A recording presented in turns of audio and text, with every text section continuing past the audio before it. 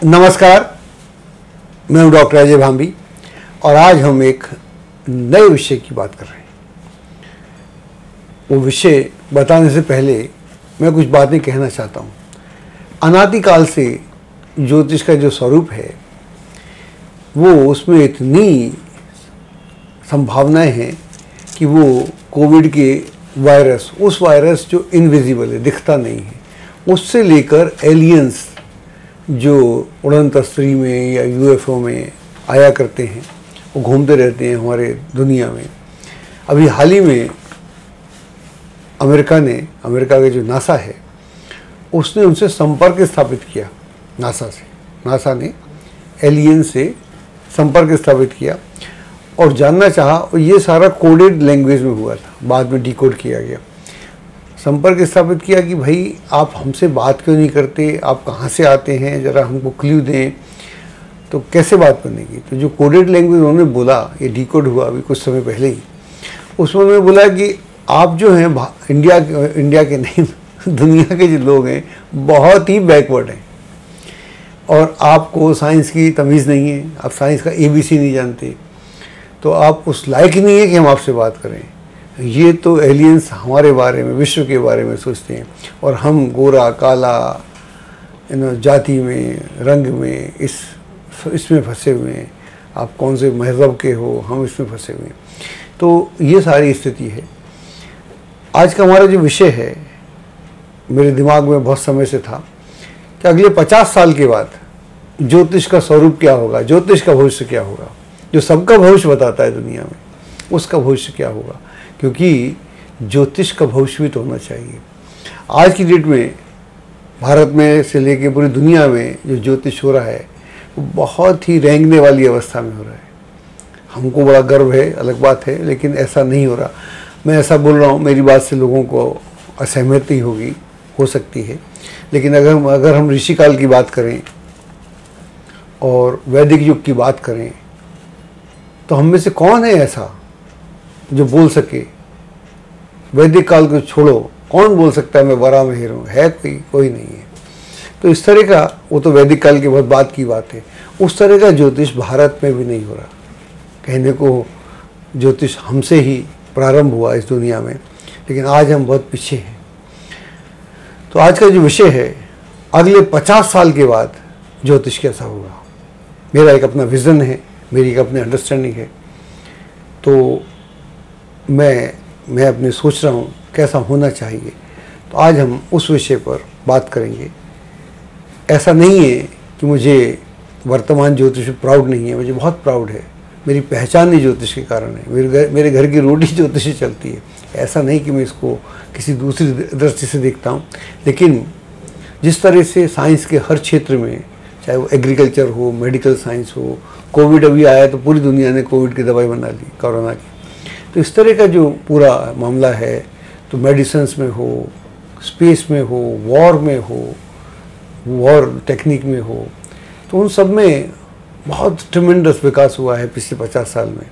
ऐसा ज्योतिष में नहीं हुआ। इसलिए ये मुझे लगता है कि हम ज्योतिष को विज्ञान बोलते हैं, लेकिन हम बहुत पीछे हैं। तो मेरा विज़न है, उस पर हम बात करेंगे अगले 50 साल बाद ज्योतिष कैसा होगा। और मेरे साथ कविता चैतन्य हैं, आप लोग इनको जानते होंगे। इनका छोटा सा परिचय मैं करा दूँ। ये पिछले 20 साल से ज्योतिष में पूरी तरह समर्पित हैं और इनके पास बहुत सारी डिग्रीज़ हैं। और डिग्री तो अपनी होती ही है महत्वपूर्ण, लेकिन अगर आपको अच्छा गुरु मिल जाए तो वो सबसे उत्तम डिग्री होती है, क्योंकि गुरु के सानिध्य में बैठ के जो आप सीखते हैं, वो डिग्री में तो क्या है, एक टीचर बहुत सारे लोगों को पढ़ा रहा है, अच्छा है, लेकिन वो सबके साथ, सबके लिए एक जैसा है। लेकिन अगर गुरु शिष्य की परंपरा हो, तो ज्योतिष जो है बेसिकली मूलतः गुरु और शिष्य की परंपरा से प्रारंभ हुआ था। जब मैत्रेय पराशर से पूछते हैं तो वहाँ से परंपरा है। तो इनको ऐसा सौभाग्य प्राप्त हुआ। वो जो इनके गुरु थे वो थे, और जिंदा हैं, मेरे मित्र भी हैं, लेकिन जिनसे पढ़ी वो थे GN शर्मा, और वो प्रश्न शास्त्र के बहुत पारंगत थे। मैं जब जैन TV करता था तो मैं उनको बुलाया करता था, वो आते थे, तो मैं उनके ज्ञान से काफ़ी प्रभावित था। और इन्होंने उनसे शिक्षा ली और आज मैं इनके ज्ञान से प्रभावित हूँ। और जब मुझे कोई सवाल पूछना होता है तो आजकल मैं लगाना बंद कर दिया, इनसे पूछता हूँ और उत्तर बहुत अच्छे और सटीक मिलते हैं। इसके अलावा इनके पास में डिग्री है एमए की ज्योतिष में आगरा यूनिवर्सिटी से। इतना मैं कह सकता हूँ कि ये जो डिग्री इनकी नकली नहीं है। कविता जी का परिचय। नमस्कार सर। नमस्कार सर, ज्योतिष में आपने जिस तरह से परिवर्तन लाए हैं और इसमें जो चेंजेस किए हैं आपने, वो वाकई सराहनीय है। और आपने जिस तरह से मेरी तारीफ़ की है तो मैं खुद भी अपने आप में थोड़ी सी सोचने लगी हूँ कि ठीक है, मैंने बहुत जगह से ज्ञान लिया है। जयंत शर्मा सर वाकई बहुत ज़्यादा मतलब ज्ञानी है, उन्होंने मुझे शिक्षा दी है। पर ज्योतिष को किस तरह उसका मर्म समझना है, किस तरह उसको गहराई में लेना है और प्रेडिक्शन करना है, वो तो सर मैंने आपके सानिध्य में ही सीखा है। और काफ़ी सालों से मेरा इच्छा थी, मैंने आपका नाम तो हर कोई जानते हैं, आपको समझते हैं, पर मेरी बहुत इच्छा थी मिलने की, पर हिम्मत नहीं थी कि मैं आपसे बात करूं कभी आपके पास आकर। ये तो आपने मुझे मतलब अपना स्नेह दिया, सानिध्य दिया, मैं वाकई आपकी बहुत ज़्यादा आभारी हूँ। तो सर, आपको तो लोग मतलब वरामिहिर और यहाँ का भीष्म पितामह और नाना पता नहीं कितनी कितनी उपाधियाँ आपको देते हैं, तो वाकई आप इसके लिए बहुत ज़्यादा हकदार भी हैं। अब आजकल आपने जो विषय चुना है ये कि ज्योतिष का अगले 50 साल में क्या इसका भविष्य है। पर सर, इससे पहले हम ये क्वेश्चन भी तो कर सकते हैं कि आप पिछले 40-50 सालों से ज्योतिष पर जैसे आप प्रैक्टिस कर रहे हैं, इसको आगे बढ़ा रहे हैं, तो उससे पहले ज्योतिष का स्वरूप क्या था, जो 50 साल पहले? 50 साल पहले कैसा था, चलिए इसकी बात भी होना चाहिए। तो मैं करीब 40-45 ईयर से सीरियसली ज्योतिष में हूँ, और 40 ईयर से तो पूरा ही हूँ। उससे पहले इंटरेस्ट पैदा हुआ, वो सारी बातें। तो इंटरेस्ट कैसे पैदा हुआ, मेरा बहुत सारे कारण हैं, वो मैं बाद में बताऊंगा। लेकिन जब मैं ग्वालियर में था तो वहाँ पर एक गंगा प्रसाद शास्त्री थे, जो एक ज़माने में लहरी के साथ होते थे। लहरी पंचांग जो आता है कलकत्ता से, कोलकाता से, तो उनसे मैं गया कुछ सीखने। सिखाया तो नहीं उन्होंने, लेकिन एक सीख अवश्य दी। उन्होंने बोला, जब मैं गया, बेटा बोले तुम्हारा वो कहाँ है स्टेथोस्कोप? मैंने कहा जी स्टेथोस्कोप, उसमें मेरा क्या लेना देना? अरे मेरा मतलब तार पंचांग कहाँ है? पंचांग तो नहीं है, तो कुंडली कैसे बनाओगे? अगर तुम कुंडली नहीं बनाओगे तो मुझसे क्या समझोगे? ज़िंदगी में अपने पास स्टेथोस्कोप रखा करो, मेरा मतलब पंचांग से है। उस समय कंप्यूटर ज्योतिष नहीं था, तो उनकी बात मुझे कहीं लगी। मैंने कहा हाँ, मेरे पास तो है ही नहीं, वो स्टेथोस्कोप नहीं है। ऐसा क्यों ना किया जाए एक दिन कि ये स्टेथोस्कोप या कुंडली आदमी जब चाहे तब बना ले। तो वहाँ से कंप्यूटर ज्योतिष की शुरुआत होती है। नाम तो बहुत सारे हैं, लेकिन मैं आपको बताऊं, एक नाम जो कोई नहीं लेता, अरुण बंसल भी नहीं लेते, वो नाम है अशोक सिंह। अशोक सिंह उस ज़माने में दिल्ली में रहते थे, अभी शायद दिल्ली में ही है, वसंत विहार में। उनके सामने मेरे मामा जी रहते थे, हम दिल्ली आना होता था। उनकी ज्योतिष में बड़ी जिज्ञासा थी। जब उनको मालूम पड़ा कि मैं ज्योतिष में इंटरेस्टेड हूँ, तो मुझसे उन्होंने अपने बारे में जनरल पूछना शुरू किया, जो ऐसा अक्सर होता ही है किसी भी नए ज्योतिषी के साथ। तो मैंने तो ये भी सुना था, किसी ने आके मुझे कहावत सुनाई थी कि मैं नया ज्योतिषी था ग्वालियर में, इस कथा को बताता हूँ। तो उसने कहा जी आपके पास आया हूँ, बड़ा आदमी था। मैंने कहा भाई मैं तो अभी नया हूँ। बोले सी हमारे यहाँ बोलते हैं, राजस्थान से था, कि नया ज्योतिषी और पुराना वैद्य ट्रस्टवर्दी होते हैं। तो एक साथ, अब मुझे मेरे नहीं मालूम मेरी स्थिति क्या है, अगर मैं उनकी बात पे चलूँ तो एक ऐसा भी एक वो था। तो वो मेरे से बात करते करते मैंने उनको बोला, अगर आप कंप्यूटर ले आएंगे तो कमाल हो जाएगा। उस समय कंप्यूटर्स नहीं थे, बात मेरे ख्याल से 78-79 के आसपास की। और वो अमेरिकन नहीं कैनेडियन सिटीजन थे, बहुत क्या नाम, बहुत गो गेटर टाइप थी। उनके फादर अमेरिका में एम्बेसडर भी थे भारत की तरफ से, तो उस तरह के माहौल में पढ़े वाले थे। तो उनके काफ़ी कांटेक्ट भी थे, तो उनको मेरी बात समझ में आ गई। तो वो कंप्यूटर ले आए 82 में, हालांकि 80 में कुछ हुआ था, वो बात बनी नहीं थी। 82 में ले आए तो उन्होंने मुझे ग्वालियर से बुलाया गया। तो मैं अपनी वकालत छोड़ के, मेरी वकालत बढ़िया चल रही थी, चल निकली थी, रुचि नहीं थी मेरी, तो वहाँ से दिल्ली आया। वहाँ आकर ये हमने कंप्यूटर ज्योतिष किया। और अरुण बंसल भी वहाँ थे, मैं उन्हें सिखाया करता था, और बात अलग है, लेकिन वो कंप्यूटर के मास्टर थे, ज्योतिष नहीं आता था। तो वहाँ जब मेल हुआ तो वहाँ से कुंडली बनना शुरू हुई। उस ज़माने में इसके अलावा ज्योतिष कहाँ होता था, साउथ में बहुत होता था। साउथ में डॉक्टर वी रमन से, जो बेंगलोर से हैं, बेंगलुरु जिसको बोलते हैं आजकल, और एक वो थे केपी सिस्टम जो था, वो वहाँ से, वो मद्रास से थे, कृष्णमूर्ति पद्धति जिसको हम जानते हैं। तो 2 लोग थे जो वहाँ पर उनका बड़ा नाम था। और डॉक्टर रमन के साथ बहुत सारे लोग जुड़े हुए थे, बहुत सारे ज्योतिषी, उसमें के.एन. राव भी थे और भी थे, बहुत सारे जजेस, IAS ऑफिसर्स, लॉयर्स। तो वहाँ उनकी मैगज़ीन भी थी, किताबें भी थी, एस्ट्रोलॉजिकल मैगज़ीन। वो उस मैगज़ीन में जो ज्योतिष मैंने पढ़ा है, वैसा ज्योतिष मुझे दोबारा किसी और मैगज़ीन में देखा ही नहीं, मिला ही नहीं। तो इस तरह से शुरुआत हुई। इधर नॉर्थ में हमारे वो थे, क्या नाम है, एक तो पद्मेश थे, उनसे पहले माली साहब थे, नारायण श्रीमाली, इन्होंने बहुत किताबें लिखी थी। तो उस तरह का ज्योतिष था। तो उस दौर में मैं शुरू हुआ, और उसके बाद में 82 में हमने प्रॉपर वही किया। 99 में जब ज्योतिष का टेलीविज़न में आया, तब भी मैं आगे था। इसके बाद बहुत सारा, और अब मेरा एक विज़न है, उसकी बात करेंगे। ये मेरे को देखते हुए ऐसा मैंने ज्योतिष देखा पिछले 50 साल से। जी सर वाकई आपका ज्योतिष के लिए तो जो काम आपने किया वो कई सराहनीय है। पर जिस तरह की ज्योतिष जो शास्त्र लिखा होता, हमारे ऋषि मुनियों ने लिखा, पराशर जी ने, वराह मुनि ने, या फिर जैमिनी ऋषि जी ने, उनके जो सूत्र हैं वो तो अकाट्य है ही है। पर जिस समय, उस समय की जब ज्योतिष लिखा गया था और वर्तमान जिसको हम कहते हैं देश काल परिस्थिति, तो वो सूत्रों का एक्सप्लेन भी मतलब समय के अनुसार चेंज हो रहा है। और वो आप समय समय पर हमें ज्ञान भी देते रहते हैं अपने चैनल के माध्यम से, वार्तालाप द्वारा।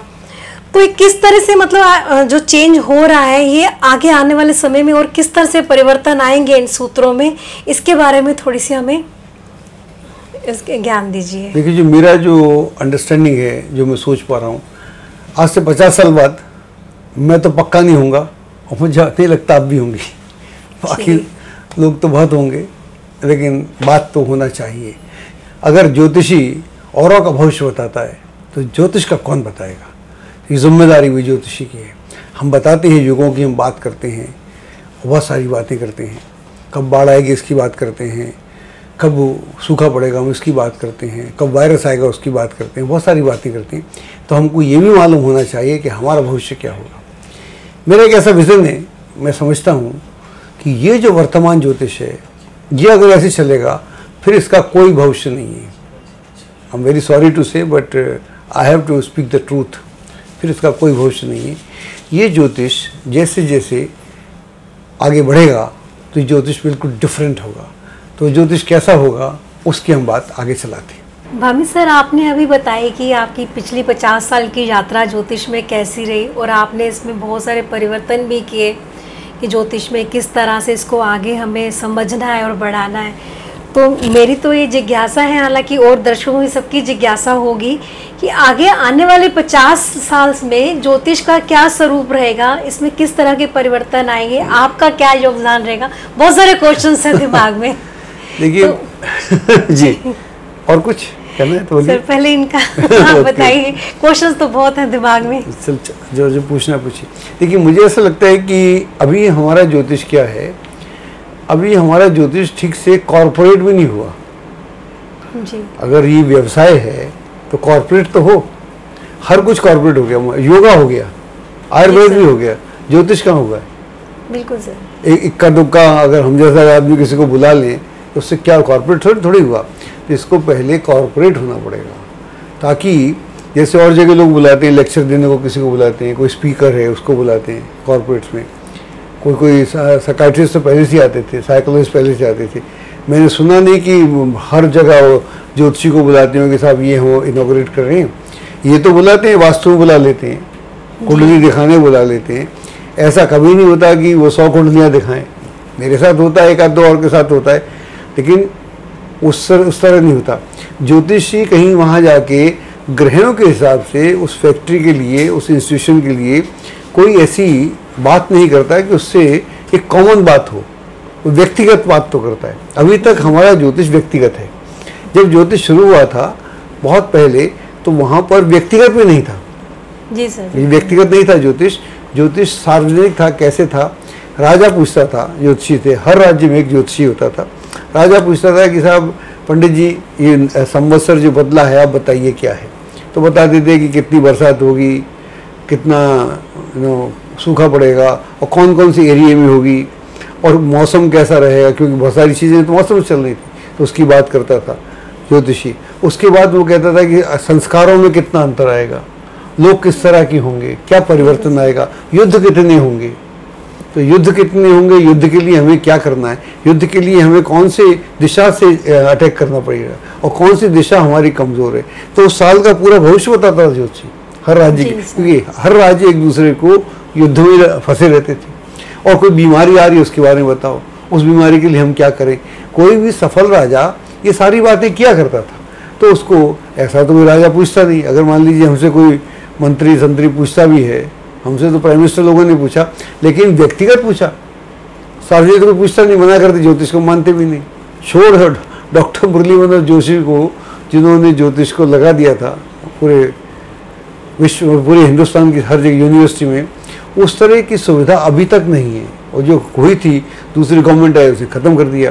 तो ये जो स्वरूप है, सरकारें जब हमको बात करेंगी तब बात करेंगी, लेकिन पहले ज्योतिष कॉरपोरेट तो हो, ऐसा तो हो जहाँ पर हम बात करें। अगले 50 साल में मैं पक्का से जानता हूँ ये बहुत पहले हो जाएगा। ये कॉरपोरेट में वो साइकाइट्रिस्ट को बाद में बुलाएगा, वो एनवायरमेंटिस्ट को बाद में बुलाएगा, मिलिट्री वाले को बाद में बुलाएगा, इकोनॉमिस्ट को बाद में बुलाएगा, पहले ज्योतिषी को बुलाएगा। ऐसा इस तरह का ज्योतिष में देखता हूँ मैं अलग तरह के ज्योतिष की कल्पना कर रहा हूँ। और हम तो नहीं होंगे, लेकिन जो होंगे वो देखेंगे। अभी तो हम भी देखेंगे। पहले तो इस 10 साल में बड़ा परिवर्तन आएगा। 10 साल में हम तो बोलते थे, ज्योतिष की बात नहीं कर रहे, हमने बोल रहे थे कि 10 साल में 10 साल का जो विज़न है मेरा अभी 2020 से लेकर 30 तक का, इसमें वो परिवर्तन होंगे जो 10 साल में जो होगा। ये ग्लिम्स झलकी है अगले 70 साल के इस दुनिया की, पूरी दुनिया की बात कर रहा हूँ। और कोरोना आया, देखिए एजुकेशन का सिस्टम बदल गया, मेडिसिन का सिस्टम बदल गया, सोच का सिस्टम बदल गया, आपका एग्रीकल्चर बदल गया, आपका ये जो है एनवायरनमेंट बदल गया, पूरा आपका सब कुछ बदल गया। आपको सोचना पड़ रहा है क्या करूं क्या नहीं करूं। आपका डिस्टेंसिंग बदल गया, आप हर आदमी के बारे में सोच रहे हैं, अपने बारे में नहीं सोच रहे हैं। अमेरिका से मेडिसिन आती है, कभी जापान से आती है, कभी चाइना से आती है। तो हमने हमारा जो वासुदेव कुटुंबकम का प्रोसेस है, जो हमारी थिंकिंग है, उस पर हमको चलना पड़ेगा। तो ये तो कॉर्पोरेट में होगा। इसके अलावा मेडिकल साइंस में बड़ा अंतर आएगा। सर जिस तरह आप बता रहे तो जिज्ञासा बढ़ती ही जा रही है, क्वेश्चन पे क्वेश्चन मन में आते जा रहे हैं। आपने जो बात बताई कि अभी जैसे एजुकेशन में परिवर्तन आया, उसमें मेडिकल में परिवर्तन आया, ये तो आपने शायद पिछले कुछ काफ़ी सालों पहले ही इसका प्रेडिक्शन कर दिया था कि हमारी सारी व्यवस्था चेंज होने वाली है। तो अब इसमें ज्योतिष में लोग कुछ न कितने लोग भ्रमित भी करते रहते हैं। मेन उसके ज्योतिष को बढ़ाने की बजाय ज्योतिष में भ्रांतियां फैला रहे हैं, या लोगों को डरा कर और पैसा कमाने की खाली उनका मेन मोटिव है।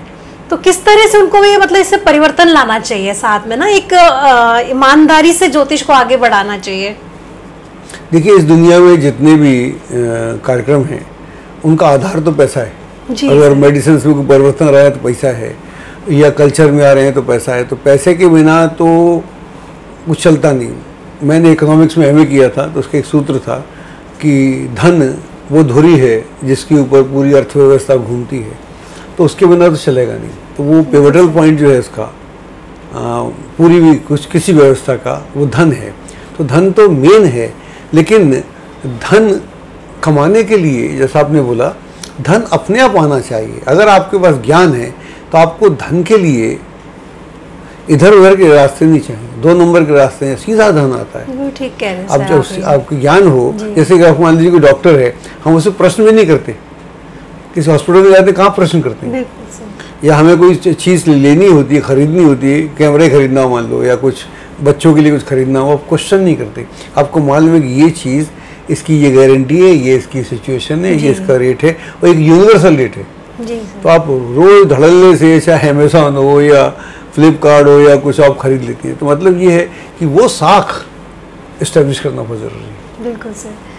सर मार्केट में आजकल इतनी बुक्स आई हुई हैं ज्योतिष की, ऐसा लगता है कि जितनी बुक सामने रखो सब में एक सिमिलर ही है, कुछ ऐसा कुछ परिवर्तन नहीं है कि जैसे कि अब समय बढ़ता जा रहा है तो उसके अनुसार ज्योतिष का स्वरूप भी बदल रहा है, तो कुछ ज्योतिष में परिवर्तन भी लाना चाहिए। और आपकी जो बुक्स मैंने पढ़ी है, मेरे साथियों ने भी पढ़ी होंगी, तो हर लाइन में एक मर्म है ज्योतिष का, जितना समझो उसको और ज़्यादा उसमें उलझते भी जाते हैं साथ में कि और क्या इसमें परिवर्तन होना चाहिए।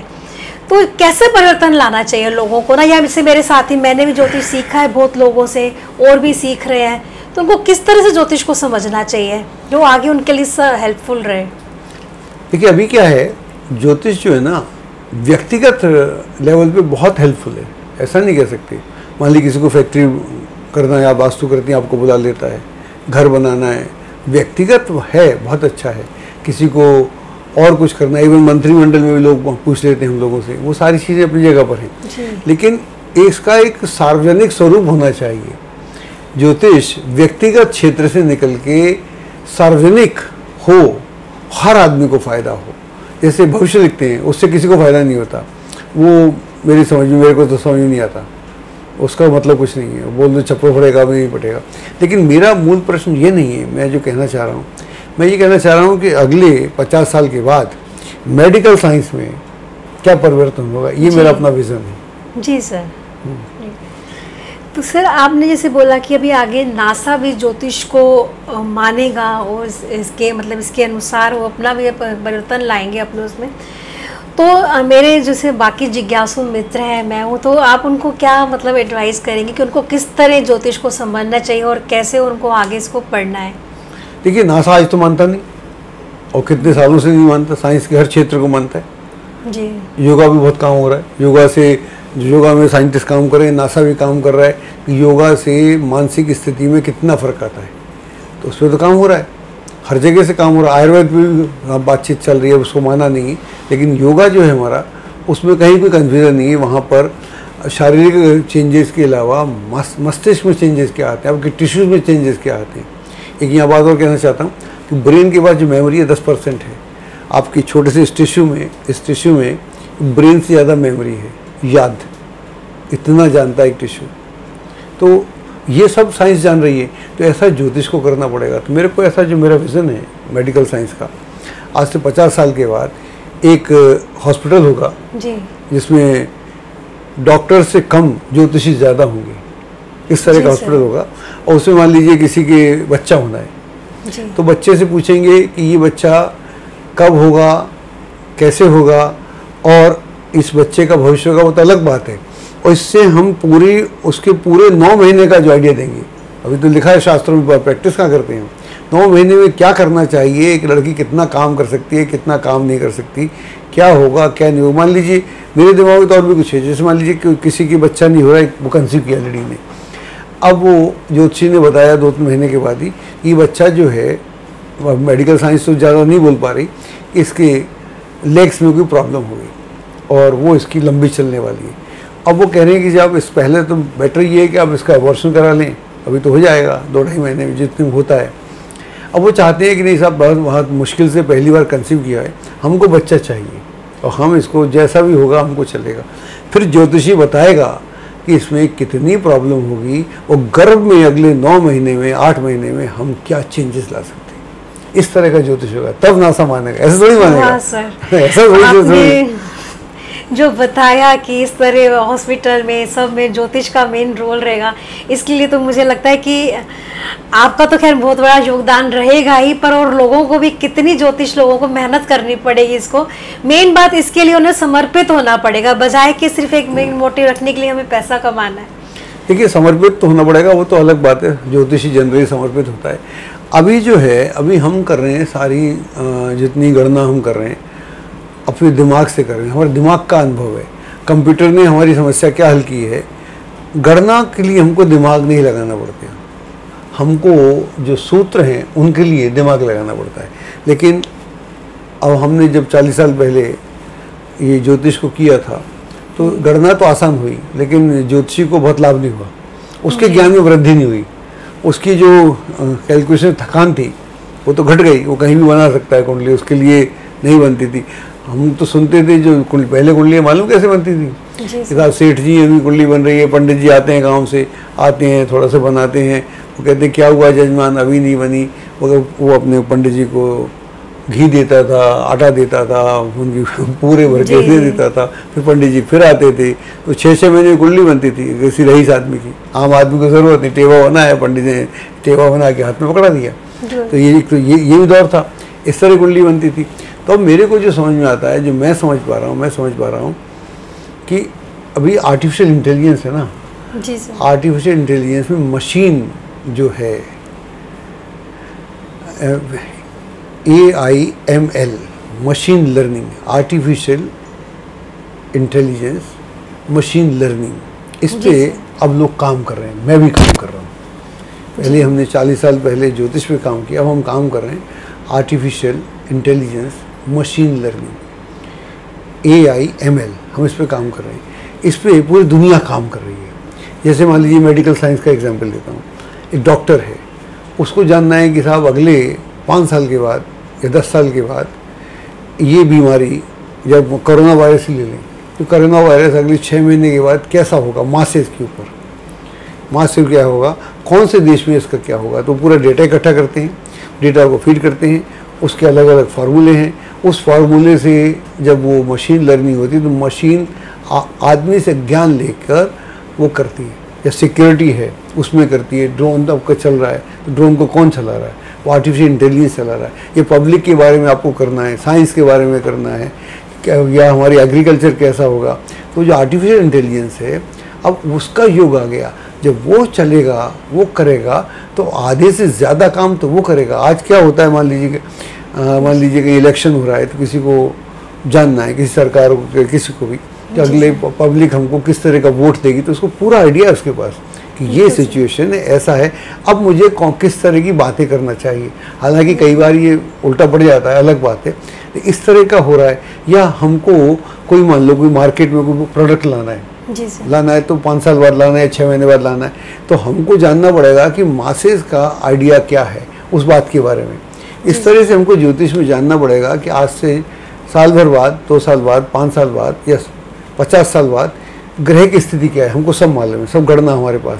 उस गणना से कुछ जब हम उसको फ्रैक्शन में लाएंगे, छोटी छोटी गणना करेंगे, तो हमको मालूम पड़ेगा कि इस तरह की चीज़ें एक पर्टिकुलर समुदाय में आएंगी। जैसे मान लीजिए आज यहाँ तो गर्मी पड़ रही है, कहीं पाला पड़ रहा है और कहीं पर भूकंप आ रहा है या कहीं पर कुछ हो रहा है, तो ज्योतिष ऐसी बातें बता सकेगा, तब नासा बोलेगा यस आप हमारे साथ हैं, आप सबसे ऊपर आप हैं, आप हमको बताएंगे। अब क्या प्रिकॉशन ले सकते हैं, आज हम कहाँ बताते हैं, हर जगह नहीं आता ना, हरिकेन हर जगह आता, अमेरिका में एक जगह आता है, दूसरी जगह नहीं आता, तो ये ज्योतिष बताएगा।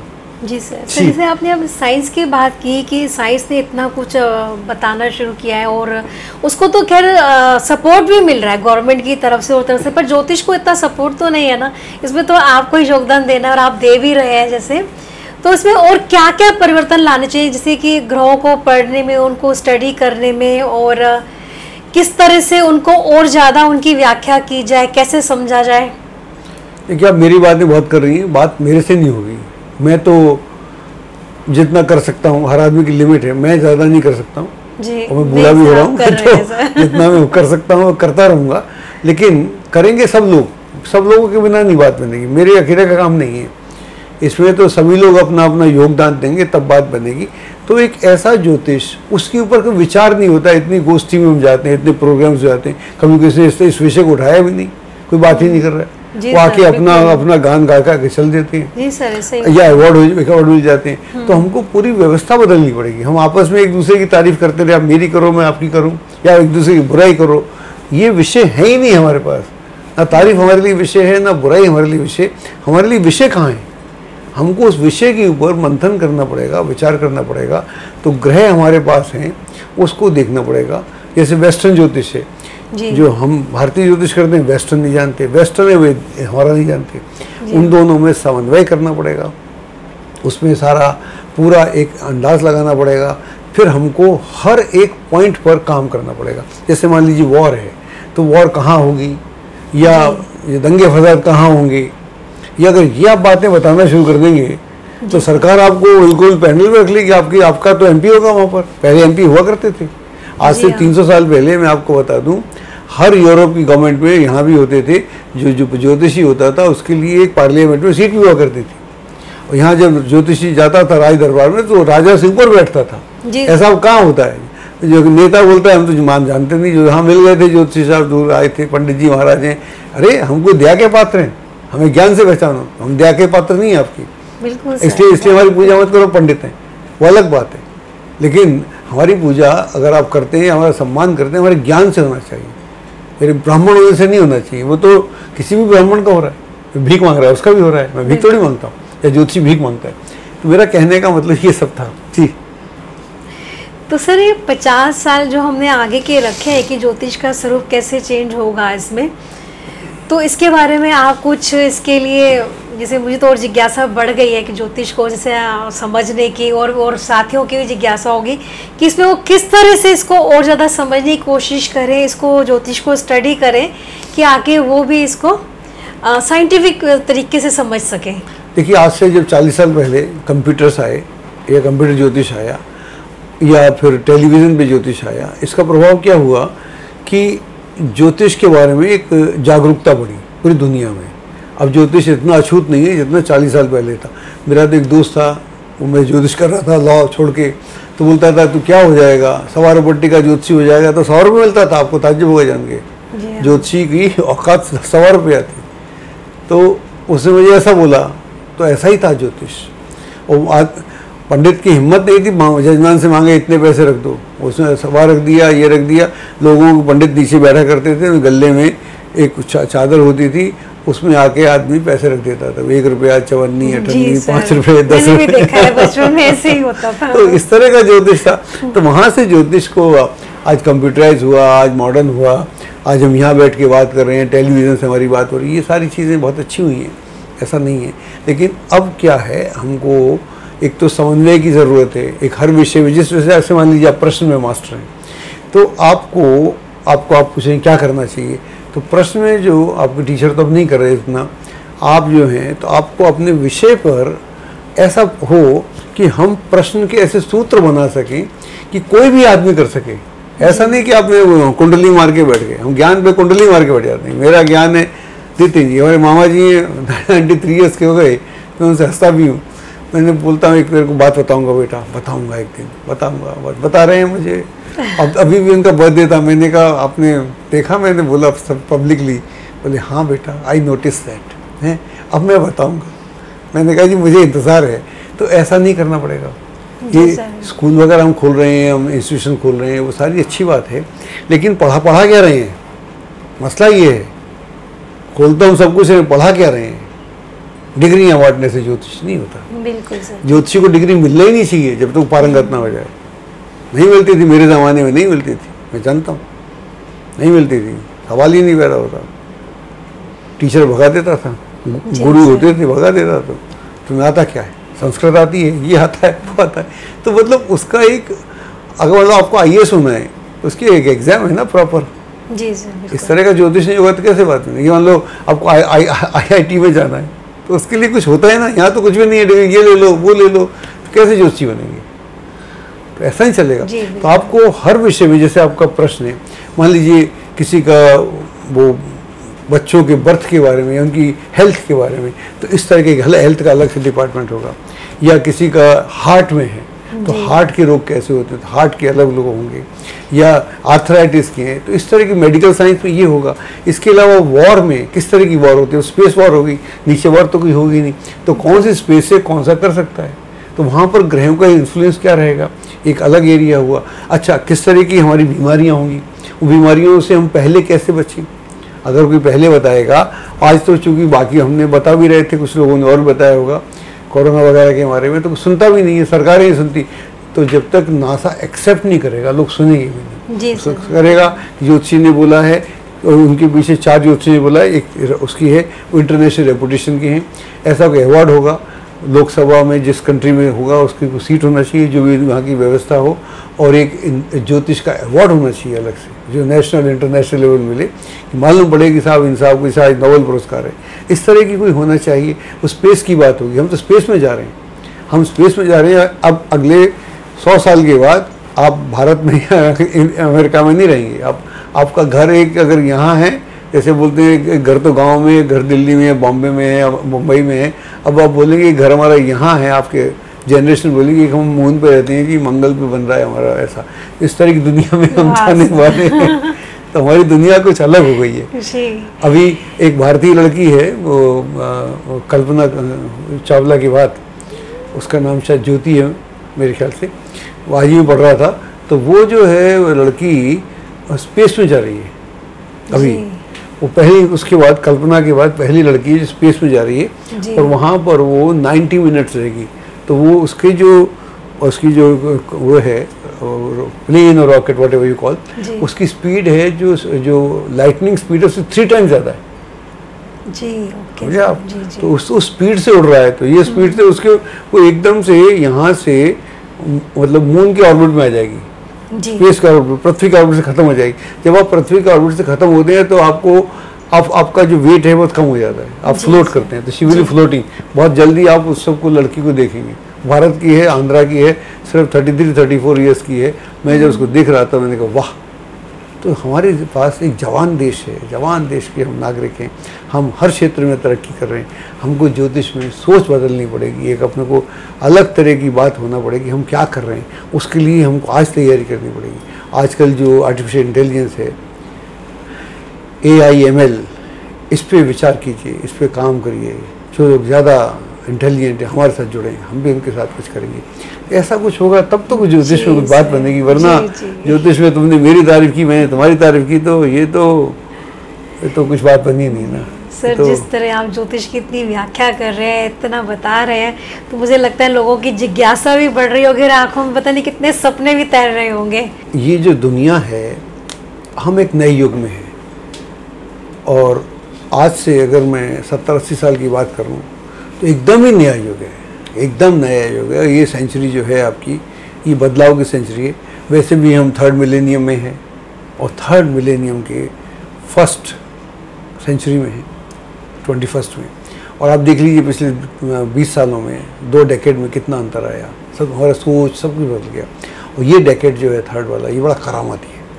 तो यहाँ पर हर चीज़ बदलेगी, जो नहीं बदलेगा वो पीछे रह जाएगा जी। तो वहाँ उन्होंने बात की थी तुम्हारा स्टेथोस्कोप कहाँ है, और यहाँ बात होगी कि तुम क्या सोच रहे हो, किस तरह का बात कर रहे हो। अगर आप मंत्र करना चाहते हैं तो मंत्र सिद्ध होना चाहिए, अगर अपने आप अग्नि निकलना चाहिए, ऐसा मंत्र हो एक आम आदमी मंत्र कर सके। आप माचिस की ज़रूरत नहीं, लाइटर की ज़रूरत नहीं, ऐसी अग्नि निकले तब तो कोई बात बने। जिस देवता का आह्वान करते हो आए ना तो बात बने। तो देखे दुनिया ऐसा कुछ होगा। एक आदमी सिद्धि कर ली, सिद्धि वाला नहीं चलेगा, सिद्ध बनाना पड़ेगा सबको। तो अलग तरह का ज्योतिष है। जब तक ज्योतिष वैसा नहीं होगा तो ज्योतिष घुटनों ही चलता रहेगा। लेकिन मेरा ऐसा मानना है बिल्कुल नहीं चलेगा। 50 सालों के बाद लोग आएंगे, अगर भारत के लोग इसमें काम नहीं करेंगे तो बाहर के तो कर ही देंगे। इसलिए now honours lies on us. मैं बोलता भी हूँ, जिम्मेदारी उस आदमी की है जो सोच रहा है। क्योंकि हम सोच रहे हैं तो जिम्मेदारी हम सब की है। जब मैं कुछ सोच रहा हूँ तो ये मेरा अपना विज़न नहीं है, सबका विज़न होता है। मैं सिर्फ, मेरे शब्द हैं, मैं उन शब्दों से अपनी चीज़ बयान कर रहा हूँ। ये विषय ऐसा है, एक बार में इस पर बात ही नहीं हो सकती। तो आपकी हमको बड़ी आवश्यकता रहेगी कविता जी, आप आती रहें और हमारा साथ देती रहें, तो हम इस कार्यक्रम को कई रूपों में आगे बढ़ाएंगे। आपका बहुत बहुत धन्यवाद। एस्ट्रोलॉजी की सटीक जानकारी के लिए विश्वविख्यात एस्ट्रोलॉजर अजय भांबी के YouTube चैनल ABC चैनल को सब्सक्राइब, लाइक और शेयर करें। लेटेस्ट अपडेट के लिए बेल के बटन पर जरूर क्लिक करें।